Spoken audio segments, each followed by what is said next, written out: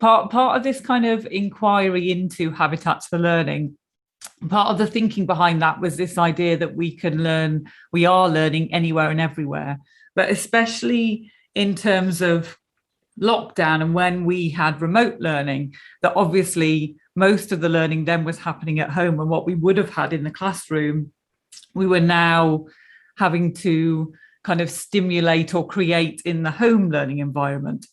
And what you're sharing is making me think a little bit about the idea, if children are becoming super conscious of their learning environment in the classroom with us as a kind of co-construction, and it's an inquiry throughout the year where we're thinking, what's useful? Is this space still useful? How can we adapt that? I'm interested in thinking about how they can transport that to home. So I'm thinking about two things. That Kath, in the last live you had with us, you were talking about transporting learning, but you were talking about it in terms of like learning habits. So here's you persevering in this instance, and look, you can move it over here and you can persevere over here. So here's you creating a learning environment that helps you to learn here in school. How can you transport that to home, or vice versa? How do they kind of interlink? And it makes me think a little bit about something Guy Claxton was sharing with us when we had him in towards the end of the first lockdown. And he was talking about the idea of making learning passports with the children in school.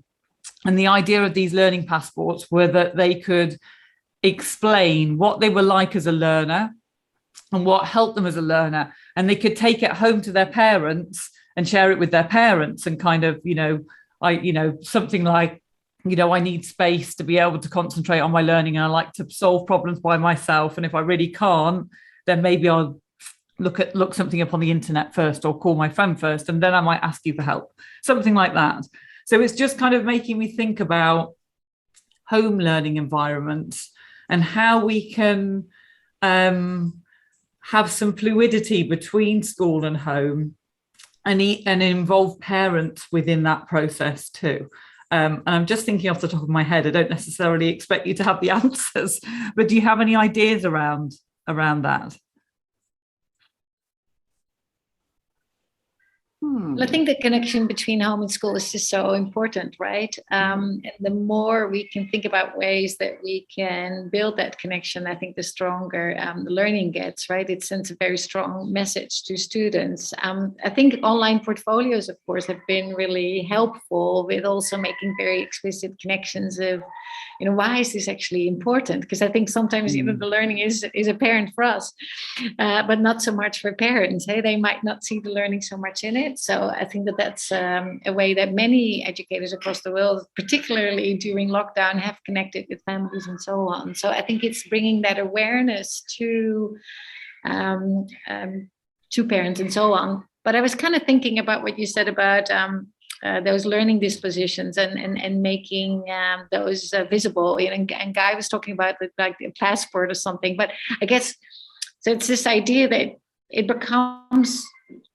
You get in your awareness, what supports your learning and what doesn't, right? And I think that that's a really powerful idea. Like, so ways that we can support learners with that sort of metacognition. This is who I am as a learner. This is where I'm at. That really helps you with that sort of idea of self-adjusting learners, right? Like that what works for you, what doesn't, where you're at with reaching a certain goal. You get your feedback, you adjust your learning, you reach your goal, and so on. So the importance of metacognition in this process.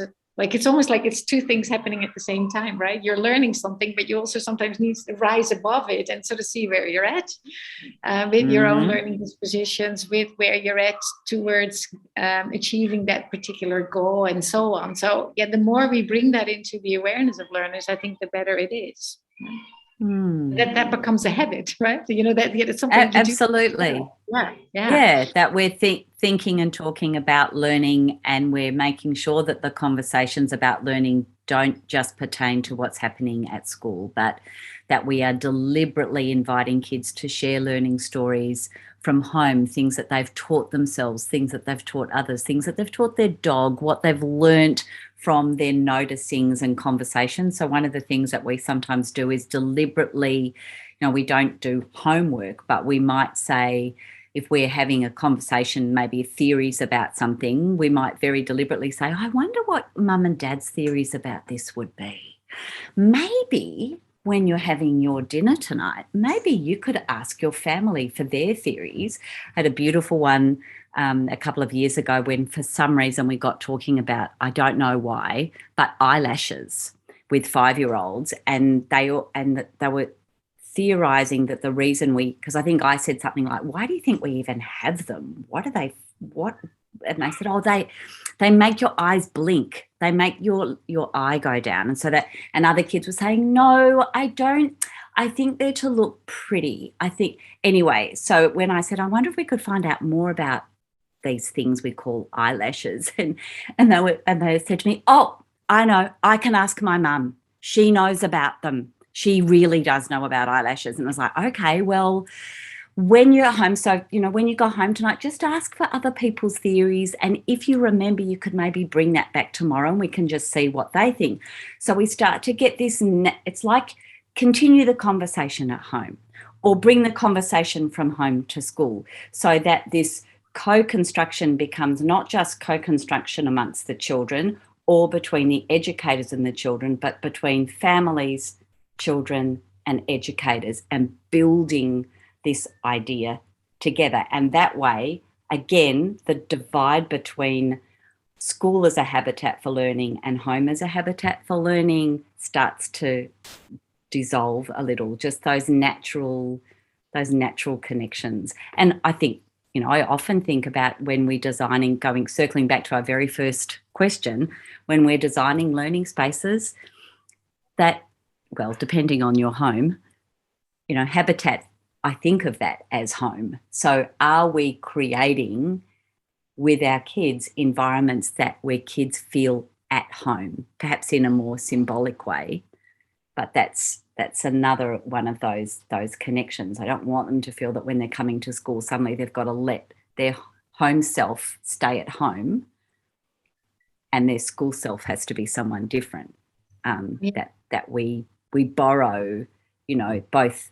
You were talking, Becky, about the habitats and the environments we create at school, but we can equally think about what are the things that support learning at home that they can miss out on when they come to school. The relaxed, the unstructured play, the interaction with siblings, the conversations, the everyday responsibilities, that some of that can come into the classroom. So maybe think of it in reverse. I don't know.